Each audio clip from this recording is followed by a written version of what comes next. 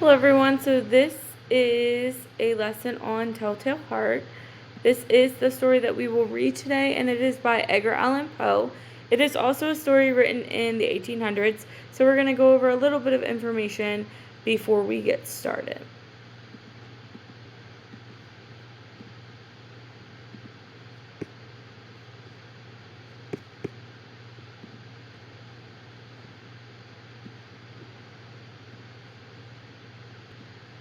So the objective of this lesson is that after initial reading and discussion of the short story, students will be able to implement a reading comprehension strategy, use context clues to define new vocabulary, and demonstrate comprehension by responding to questions using textual evidence. Students will also be able to identify suspense elements that are used in Edgar Allan Poe in Telltale Heart. So it's very important to keep your suspense elements notes in front of you so that you remember those that we talked about, and along with their definitions in case you forget what they are.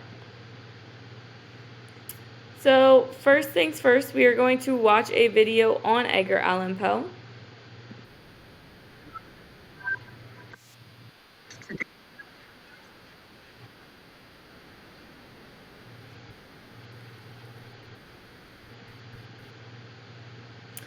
So what do you already know about Edgar Allan Poe? Take a minute to type your answer into the box. Now that that minute's over, we're going to continue watching the video.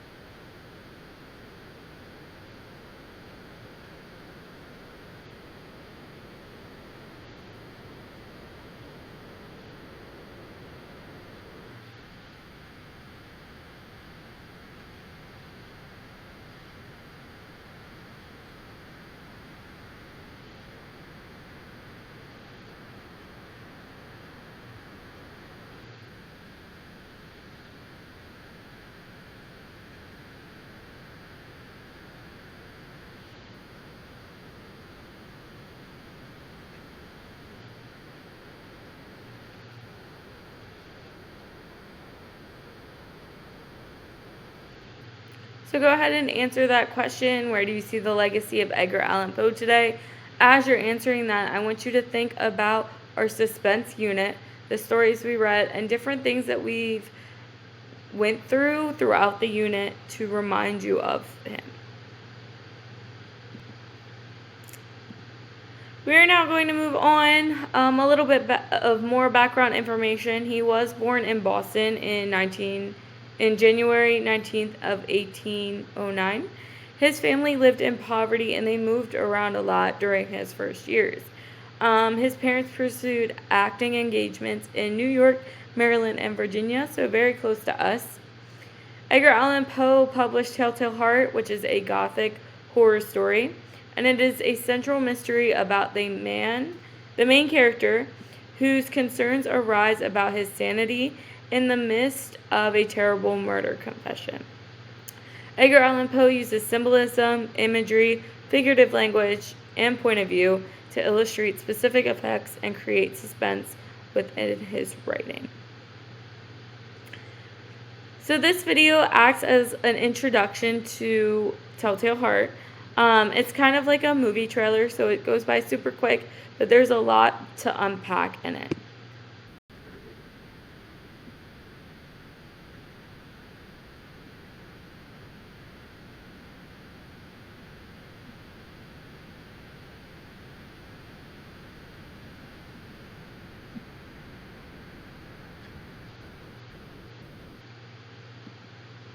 Alright, so that video is super exciting. We are now going to start reading.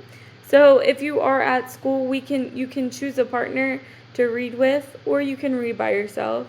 If you are at home looking at the video, then I just ask you to take a couple minutes to read this. Think about what point of view this is written from. So first person, second person, or third person point of view. Now that you are finished that, go ahead and answer this question. What point of view is Telltale Heart told from? So remember, first person point of view uses keywords like I, me, my. Second person point of view uses keywords like you. And then third person point of view is he, she, they, them. All right? Keep in mind that limited means you only know the thoughts and feelings of one character. Meanwhile, objective means that you only know the actions of the characters. You don't know their feelings. Once you have answered that question, you can move on to reading paragraph 3. This really is a confessional from the narrator, so this is super important when considering his actions. Paragraph 4 is super entertaining as well. I want you to pay attention to the word sagacity and try to figure out what that means yourself using context clues. After reading paragraphs 3 and 4, what makes the old man spring up in his bed and cry out on the 8th night? I want you to go ahead and type your answer in this box, but be sure to use textual evidence to support your answer. Once you are finished with the answer, you can click the next arrow to move on. So we have paragraph 5. You can go ahead and read that.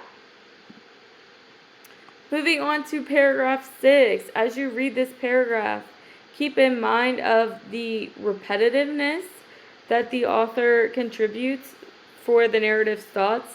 I want you to think, does his repetitiveness make him a reliable or unreliable narrator?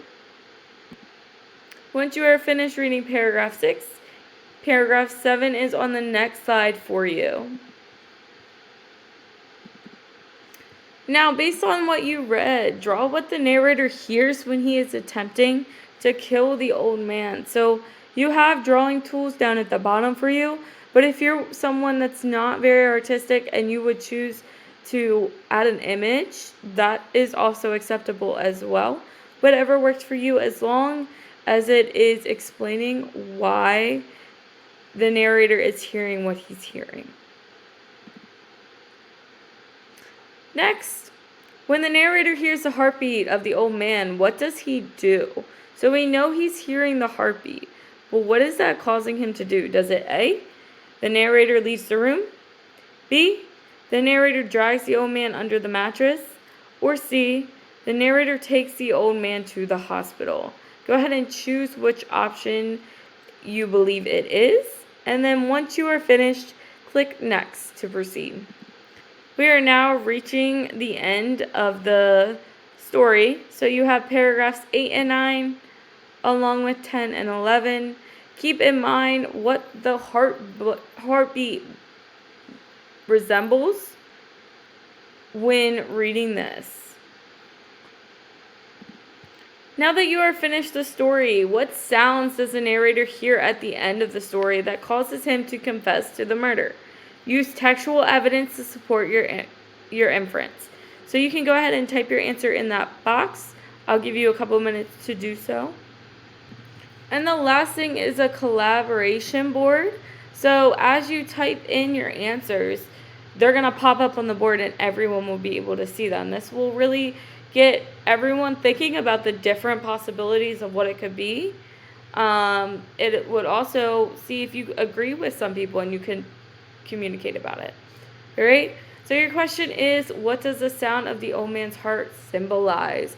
You can use pictures, you can use videos, you can use a comment, or you can type in your answer. Whatever works best for you is fine.